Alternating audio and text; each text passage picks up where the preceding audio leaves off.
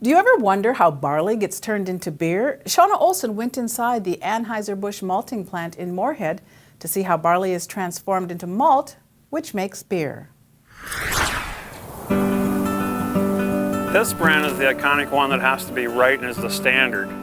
It's so challenging to make sure that you have a great bud in Beijing, China, or Fargo, North Dakota, or somewhere around Champaign, Illinois.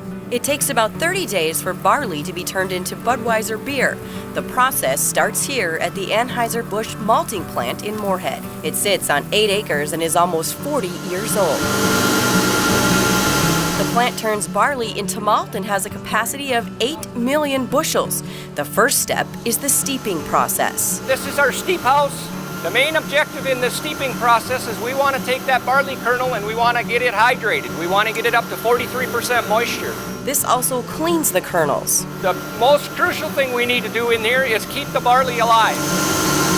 It goes into the immersion phase, it's then drained, and the barley rests, then filled with water again. The steeping process takes about 25 to 35 hours depending on the variety. Next, it's on to germination. This process takes between 60 and 90 hours. This is where we've taken that wet 45% moisture barley and we brought it in here and we put it in this bed.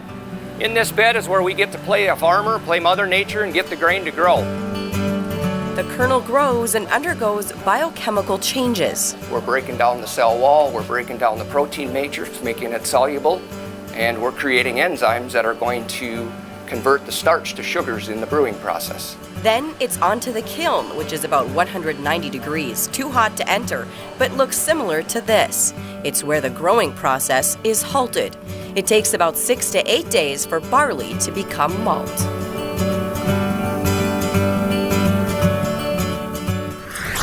The malt is then shipped to 12 breweries in the U.S. The Moorhead plant is unique because it can produce 2- and 6-row malting barley.